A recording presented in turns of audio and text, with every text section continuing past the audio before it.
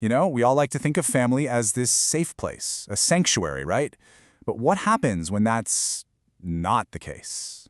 What if it's actually the source of our deepest wounds?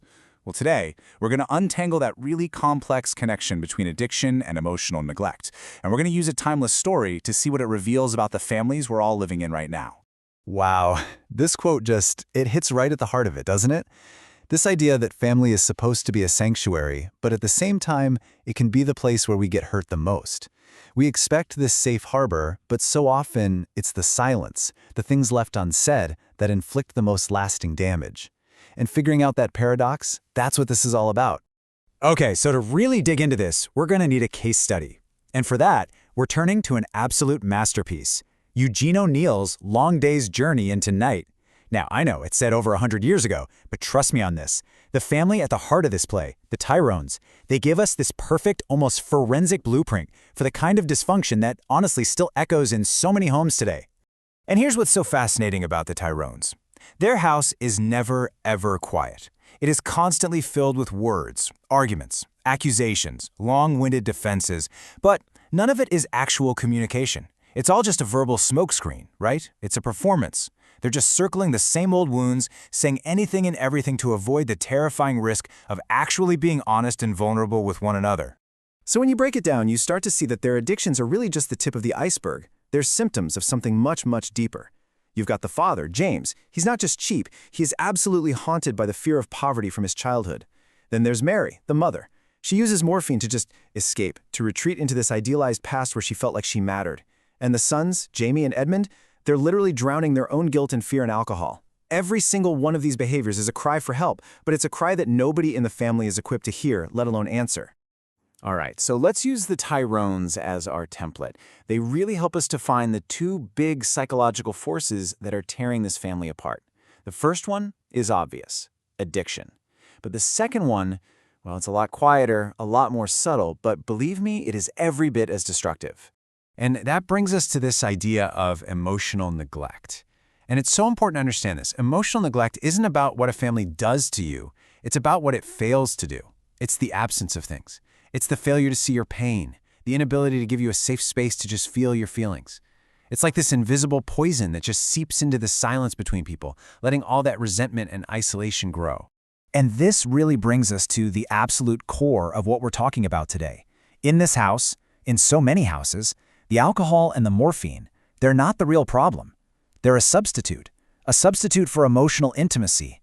See, the addiction isn't the cause of all the dysfunction. It's the result.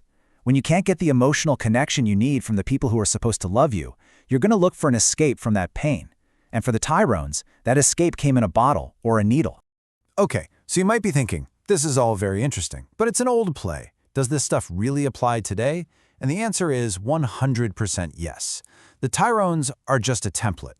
Their story, these patterns of silence and escape, they're mirrored in some really modern stories, showing just how much these dynamics are still with us. I mean, just take a look at the movie Kapoor and Sons.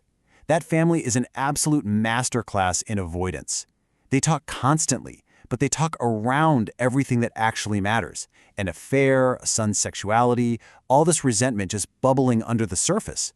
They're putting on this very tense performance of being a happy family, which just creates this intense pressure cooker of unspoken feelings. And just like with the Tyrones, eventually that thing has got to explode. So let's just zoom back in on Mary Tyrone for a second to really understand her escape. It's so personal. For her, the morphine is a time machine. It lets her retreat into this hazy, perfect memory of her past, back to a time before she felt like her own identity was just completely swallowed up by being a wife and a mother. It's a total rejection of a present that she just finds unbearable. All right, now let's fast forward to today and look at Rue from the show Euphoria. She's also using drugs to escape emotions that are just too much to handle. But her world, it's the polar opposite of Mary's. Mary's world was all about stifling silence. Rue's world is about constant, overwhelming noise. We're talking the 24/7 pressure of social media, crippling anxiety, and dealing with trauma in a culture that basically demands you perform happiness all the time. And when you put those two side by side, Mary and Rue, it revealed something really powerful. The core reason why they're trying to escape is exactly the same. It's loneliness, it's trauma, it's this desperate need to just numb the emotional pain. That hasn't changed. So what is different? It's the world around them. Today, we actually have a name for this stuff. We have a language for it. We see addiction as a disease, not a moral failure. And there are ways to get help that the Tyrones couldn't have even imagined. And that really brings us to our final section. And honestly, it's probably the most important part of this whole discussion. How our collective understanding, as a society, of all these issues has totally shifted.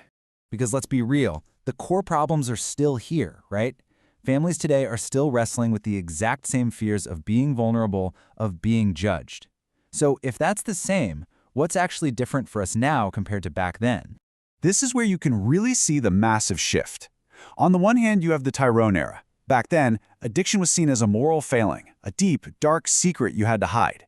It created this corrosive shame that families just internalized. And now, look at the modern era. We recognize it as a medical condition. We're actually starting to have conversations about mental health, and things like therapy and rehab are actually accessible. People don't have to suffer in that same kind of suffocating isolation anymore. And really, that's the whole ballgame. The crucial difference is one simple word: possibility. The pain is still there. The neglect, the impulse to escape, all of that can still exist.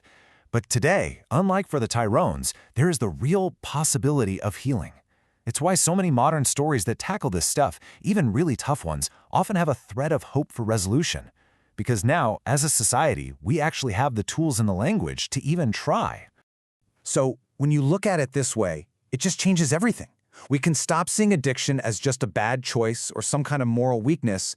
Instead, we can see it for what it so often is: a desperate signal. A cry for emotional recognition from someone who feels completely invisible and is just trying to find some way, any way, to cope with that pain. So that leaves us with one final big question. At the end of the day, the Tyrones were trapped. They were trapped because they simply couldn't or wouldn't listen to each other's pain. Now, we have so many more tools than they did, but you know what? Healing still requires the exact same thing it always has: the courage to actually truly hear one another. So the question for us today isn't really about whether we have the resources. It's, are we brave enough to use them? Are we brave enough to listen?